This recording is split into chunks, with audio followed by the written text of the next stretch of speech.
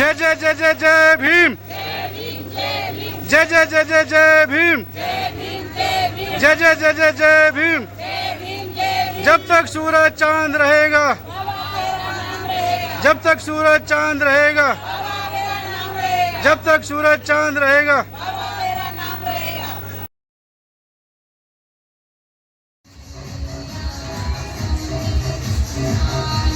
बाबा साहब अमर रहे, बाबा साहब अमर रहे, बाबा साहब अमर रहे, बाबा साहब अमर रहे। कौन कहता है कि आसमान में छेद नहीं हो सकता? एक पत्थर तो तबीयत से उछालो यारो। जी हाँ साथियों, आज परम पूज्य बोधिसत्व डॉक्टर भीमराव अंबेडकर जी की जन्म जयंती के उपलक्ष्य में अंबेडकर कॉलोनी के अंदर उनकी जन्म जयंती के ऊपर एक प्रोग्राम रखा। प्रोग्राम के अंदर काफ़ी संख्या में लोग आए और सभी लोगों ने बाबा साहब जी को माल्य अर्पण करके, बारी बारी करके, पुष्प अर्पित करके आदरांजलि अर्पित की। साथियों, बाबा साहब जी वो कोहिनूर का हीरा हैं कि जो जहाँ गए वहाँ पर उन्होंने एक अलग ही रोशनी फैला दी थी। चाहे वो भारत के अंदर रहे हों, चाहे वो विदेश के अंदर रहे हों। विदेशों के अंदर आज भी बाबा साहब जी का परचम लहराता है। जिस यूनिवर्सिटी में बाबा साहब जी पढ़कर आए थे, आज उन यूनिवर्सिटियों में बाबा साहब जी की प्रतिमा लगी हुई है। और वहाँ के राष्ट्रपति हों, छात्र हों, वो बाबा साहब को बड़े ही आदर पूर्वक नाम से पुकार, ऑफ नॉलेज के नाम से कहा जाता है। लेकिन भारत के अंदर एक विशेष जाति का होने के कारण यहाँ पर पड़ा, और यहाँ पर बाबा साहब जी ने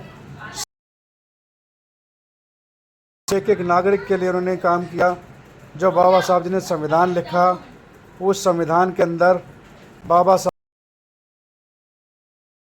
दिया, किसी के साथ में भेदभाव नहीं किया। तो बाबा साहब जी को है और उनके विचारों को अपने अंदर अंगीकार करके उनके विचारों को जन जन तक कैसे फैलाएं, इस पर हमें चिंतन मनन करने की ज़रूरत है। बाबा साहब जी का जो मिशन है वो सिर्फ यह नहीं है कि 14 अप्रैल आया और हमने रैलियाँ निकाली, जयंती करी, भंडारे करे और 1 2 3 4 बाबा तेरी जय जयकार, बाबा साहब का मिशन अधूरा, हम सब मिलकर करेंगे पूरा। सिर्फ यहीं तक नहीं था। बाबा साहब जी का मिशन क्या था वो उन लोगों को भली भांति मालूम है जिन लोगों ने कैडर लिए हैं। कैडर लेने वाले लोग जो जागरूक हुए हैं और उन्होंने अपने जीवन का एक अंतिम लक्ष्य बना लिया है कि जो बाबा साहब जी का जो सपना था, बाबा साहब जी का जो मिशन था, उस मिशन को हम अंतिम सांस तक पूरा करने में लगाएंगे। लेकिन जिन लोगों को अभी जानकारी नहीं है कि बाबा साहब जी का मिशन क्या था, बाबा साहब जी क्या थे, क्या चाहते थे, बाबा साहब जी के विचार क्या थे, बाबा साहब जी की विचारधारा क्या थी, तो उन लोगों को हमें इकट्ठा करके उन लोगों तक भी बाबा साहब जी की विचारधारा को पहुंचाना चाहिए। बाबा साहब जी आज हमारे बीच में नहीं हैं, लेकिन आज भी वह अपने विचारों में हमारे बीच जिंदा हैं। हम जब भी बाबा साहब जी की विचारधारा पर बात करते हैं तो समझो कि उस विचारधारा के अंदर हम साहब जी को हमने अपने आसपास ही पाया। या विचारधारा अगर मर जाती है तो इंसान भी मर जाता है। और विचारधारा जिसकी हो जाते हैं। तो बाबा साहब जी हमारे बीच से चले गए, लेकिन हमेशा हमेशा के लिए अमर हो गए। उन्होंने जो भारत के लिए काम किया है, भारतवासियों के लिए जो काम किया है, भारत के एक एक नागरिक के लिए जो काम किया है, वह काम इतना महान है कि कोई और व्यक्ति कर नहीं सकता था। बाबा साहब जी ने अपने जीवन के अंदर इतना संघर्ष सहा है, इतना जातिवाद, छुआछूत, भेदभाव, गरीबी देखी है, और उस गरीबी के कारण उन्होंने एक संकल्प लिया, छुआछूत को, भेदभाव को, जातिवादी व्यवस्था को इस भारत देश से ख़त्म करने की उन्होंने संकल्प लिया, और उन्होंने संविधान लिखकर इस व्यवस्था को ख़त्म भी कर दिया। लेकिन आज भी भारत के अंदर बहुत सारी जगह ऐसी हैं जहाँ पर जातिवाद, छुआछूत, भेदभाव, ऊंच नीच अभी भी कायम है। तो हमें बाबा साहब जी की विचारधारा को घर घर पहुँचाने के लिए काम करना पड़ेगा। अपनी पद, प्रतिष्ठा, अहंकार, ईगो को छोड़कर काम करना है कि अगर कोई है, एक रिक्शा चलाने वाला वो भी जमीन में बैठा, दोनों साथ बैठे, भारत का निर्माण कर पाएंगे जो बाबा साहब जी चाहते थे। और बाबा साहब जी की अंतिम इच्छा थी कि 14 अक्टूबर में बुद्ध का धम्म देकर गए, और उस धम्म को हमें देकर इसलिए गए ताकि हम उस धम्म हो जाएं और इस भारत देश के ऊपर वापस हम अपना राजपाट वापस हम ले पाएं। हमारे जो लास्ट राजा थे, 10 मौर्य राजा रहे थे हमारे, आखिरी राजा बृहदत्त मौर्य, उसकी हत्या पुष्यमित्र शुंग, उनके जो सेनापति थे, उन्होंने कर दी थी। जो वे सेनापति थे वे ब्राह्मण समाज से थे, और उन्होंने पुष्यमित्र शुंग ने बृहदत्त मौर्य की हत्या करके राजपाट हथिया लिया। यह बहुत सारी बातें हैं साथियों, वीडियो के अंदर नहीं बताई जा सकती। इसके लिए हमें कैडर लेने बहुत ज़रूरी हैं। जो साथी यह कहते हैं कि हमें बाबा साहब जी के बारे में सब कुछ पता है, वह यह कहकर अपने आप को गुमराह कर रहे हैं और कुछ नहीं। जब हम कैडर के अंदर जाते हैं और जिन वक्ताओं ने बाबा साहब जी को पढ़ा हुआ है, वह जब हमें ऐसी ऐसी बातें बताते हैं कि हमारे अंदर का जो ज़मीर है वो झंझोर जाता है, वो अंदर का जो ज़मीर है हमारा एकदम जाग जाता है कि हमने जिस व्यवस्था को हम ढो रहे हैं, उस व्यवस्था को हमें अभी के अभी तुरंत छोड़ देना चाहिए। बाबा साहब जी का मिशन क्या है, ये हमें सोचने की ज़रूरत है। बाबा साहब जी के मिशन को हम कैसे आगे ले जाएं, इस पर हमें काम करने की ज़रूरत है। और महिलाओं को कैसे हमें रूढ़िवादी परंपराओं से, अंधविश्वास से, पाखंडवाद से बाहर निकाला जाए, इस पर भी हमें बहुत काम करने की ज़रूरत है। तो साथियों, अगर हम लगातार काम करेंगे, यह नहीं है कि आज 14 अप्रैल मनाई और उसके बाद हम सो गए, तो यह बाबा साहब जी की जयंती मनाने का कोई औचित्य नहीं रह जाएगा। हमें लगातार काम करना चाहिए, और कैसे इस विचारधारा को हम घर घर तक पहुंचा पाएँ, इसके लिए हमें निरंतर काम करना चाहिए। आज Ambedkar colony B block Chhatarpur के अंदर पहली बार बुद्ध वंदना कराई गई मेरे द्वारा, क्योंकि हमारे जितने भी कार्यक्रम होते हैं, हमें सभी कार्यक्रमों में बुद्ध वंदना जरूर करानी चाहिए। पंचशील का महत्व, त्रिशरण और पंचशील का महत्व हमको बताना चाहिए, ताकि हमारी आने वाली जनरेशन और हमारा जो समाज है वो नशा तरफ बढ़े, शिक्षा की तरफ बढ़े। बाबा साहब जी ने कहा था, शिक्षा वह शेरनी का दूध है, जो पिएगा वो दहाड़ेगा।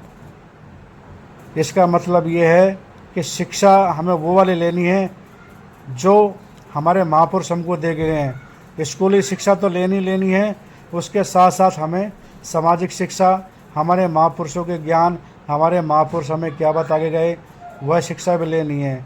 जब हम उस शिक्षा को ले लेंगे, हमारे बच्चे उस शिक्षा को ले लेंगे, तो हमारे बच्चों का कोई शोषण नहीं कर पाएगा, हमारे बच्चों के साथ में कोई अत्याचार नहीं कर पाएगा। क्यों? जब तक हम छुप के रहते हैं तब तक हमें कोई भी दबा लेता है, लेकिन जब हम खुलकर रहते हैं, बाबा साहब जी के सच्चे अनुयायी बन के रहते हैं और खुल के कहते हैं कि हम गांधी के हरिजन नहीं, हम बाबा साहब जी के शेर हैं, तो शेर से टक्कर लेने की किसी की हिम्मत नहीं होती है। तो अपने बच्चों को शेर बनाइए, पढ़ाइए लिखाइए और उनको अच्छी विचारधारा के अंदर लेके आइए। और एक बार मैं दोबारा कहना चाहूँगा कि लगातार कैडर करने बहुत ज़रूरी है, मीटिंग करनी बहुत ज़रूरी है, लगातार पूरे साल काम करें साथियों, तभी बाबा साहब जी को ये सच्ची आदरांजलि होगी। प्रोग्राम में सबसे अच्छी बात ये रही कि इस बार ज़्यादातर लोग अपने परिवार को साथ लेकर आए, अपने घर की महिलाओं को भी प्रोग्राम में शामिल किया। यह बहुत अच्छी खबर है। और महिलाओं को जब तक हम सामाजिक प्रोग्रामों में शामिल नहीं करेंगे, यह बाबा साहब जी का मिशन आगे बढ़ने वाला नहीं है। जो साथी अपने घर की महिलाओं को लेकर आए थे, हम उनको बहुत बहुत धन्यवाद करते हैं और आशा करते हैं कि इसी तरह से जब भी सामाजिक प्रोग्राम हो या सामाजिक कैडर हो, अपने घर की महिलाओं को साथ लेकर चलें। ज्योतिबा फूले जी और सावित्रीबाई फूले जी के जीवन संघर्ष को पढ़ें, कैसे वो दोनों दंपत्ति एक साथ मिलकर उन्होंने महिलाओं की बच्चियों की शिक्षा के लिए काम किया और उन्होंने स्कूल खोले। तो महिलाओं को हमें साथ लाना बहुत ज़रूरी है। बिना महिलाओं के हम इस जंग को नहीं जीत पाएंगे, क्योंकि होता ये है कि खाली ज़मीन को अगर हम यूँ ही छोड़ दें तो उसमें घास फूस अपना कब्जा कर लेती हैं। इसी तरह से महिलाओं के दिमागों पर भी कुछ विशेष लोगों ने कब्जा किया हुआ है। तो हमें अपने घर की महिलाओं को इस तरह के प्रोग्राम में लाते रहना चाहिए, ताकि पुरानी विचारधारा उनकी ख़त्म होती चले जाए और नई विचारधारा में वो आते चले जाएं, जो बाबा साहब जी की विचारधारा है, जो बुद्ध की विचारधारा है, जो हमारे अन्य महापुरुषों की विचारधारा है।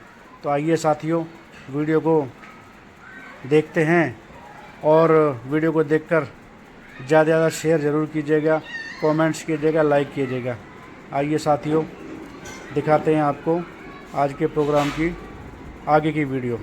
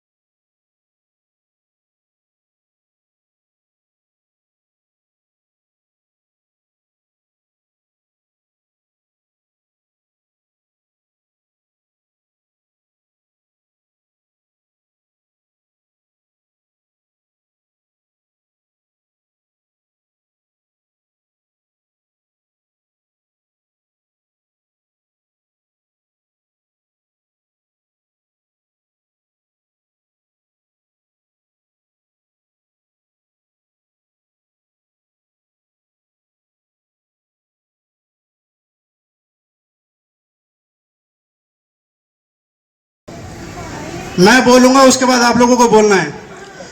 नमो तस्य भगवतो अर्हतो सम्मा संबुद्धस्य।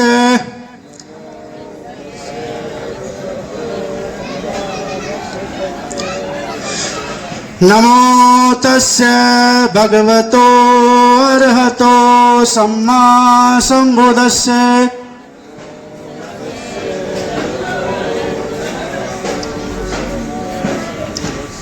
नमो तस्य भगवतो अरहतो सम्मा सम्बुद्धस्य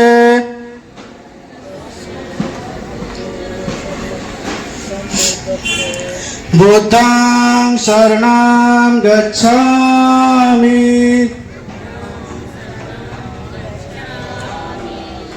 धम्मं शरणं गच्छामि संघं शरणं गच्छामि द्वितीयं बुद्धं शरणं गच्छामि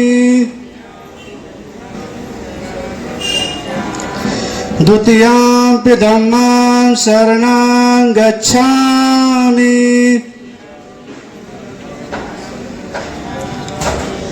द्वितीयं संघं शरणं गच्छामि तृतीयं बुद्धं शरणं गच्छामि तृतीयं धम्मं शरणं गच्छामि तृतीयं संघं शरणं गच्छामि पाणातिपाता वेरमणि शिक्षापदं समादयामि अदिन्नदाना वेरमणि शिक्षापदं समादयामि कामेषु मिच्छाचारा वेरमणि शिक्षापदं समादयामि मूषावाद वेरमणि शिक्षापदं समादयामि सुरामेर्मज्जपमदक्षाना वेरमणि शिक्षापदं समादयामि साधु साधु साधु 3 बार नमन करेंगे। बुद्धं नमामि धम्मं नमामि संघं नमामि। आज जो ये बुद्ध वंदना के लिए पाली भाषा में करी है, तो पाली भाषा में सबको आती नहीं है, तो उसका हिंदी अनुवाद है, वो मैं बता देता हूँ कि ये 5 सील हमारे लिए क्यों जरूरी है। जो बुद्ध ने हमें 5 सील दिए हैं, सबसे पहले हमने नमो तस्य भगवतो अरहतो सम्मा सम्बुद्धस्य कहा। इसका अर्थ ये है कि हम यानी कि हम उस सम्मा सम्बुद्ध यानी कि उस बुद्ध को नमन करते हैं जो अरहत को प्राप्त हो गए, जिन्होंने संसार की सारी सुख सुविधाओं को छोड़कर उन्होंने जो है अरहत को प्राप्त हो गए। इसके बाद हमने बुद्ध को नमन किया, बुद्धं नमामि संघं नमामि, बुद्ध को नमन किया। उसके बाद धम्म नमामि यानी कि धम्म, जो हम सभी लोग धम्म में बैठे हैं, हमने धम्म को नमन किया। उसके बाद संघ को नमन किया। उसके बाद है ये पंचशील, पाणातिपाता वेरमणि शिक्षापदं समादयामि। इसका अर्थ ये है कि मैं बिना कारण किसी भी प्राणी की हिंसा नहीं करूंगा, हत्या नहीं करूंगा। ऐसा भी नहीं है कि कोई हमको मारने आ रहा है और हम चुपचाप बैठे रहें।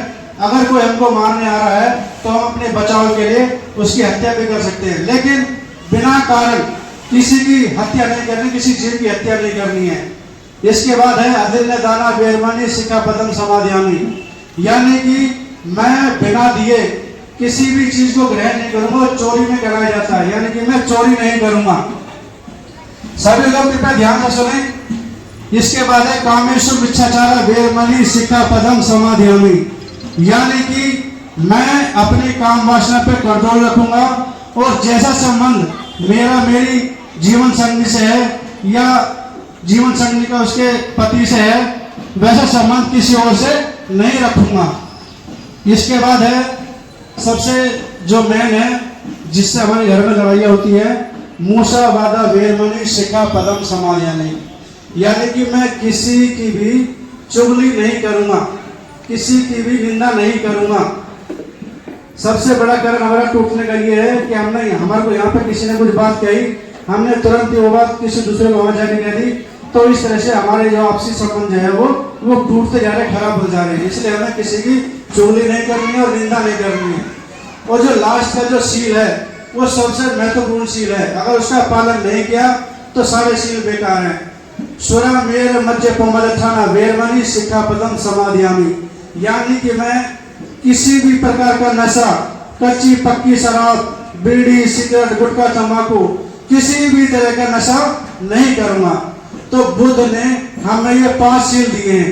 इन 5 सीलों का अगर हम अपने घरों में पालन करने लग जाएं तो ये हमारे लिए अच्छा होगा या खराब, ये बताइए। इन सीलों का अगर हम पालन करें तो हमारी आने वाली पीढ़ी भी, अभी हम क्या देखते हैं कि हमारी जो जनरेशन है वो नशे की तरफ ज्यादा जा रही है। अगर हम इन 5 सीलों का खुद पालन करने लग जाएं और अपने घरों में पालन करने लग जाएं तो हम भी सुधर जाएं और हमारे आने वाली जो नस्ल है, हमारे आने वाली जो पीढ़ी है वो भी सुधर जाए। तो बुद्धवाना यहाँ पर समाप्त हुई। आगे की जो प्रक्रिया है वो कमेटी मेंबर चलाएंगे। सभी को जय भीम, नमो बुद्धाय।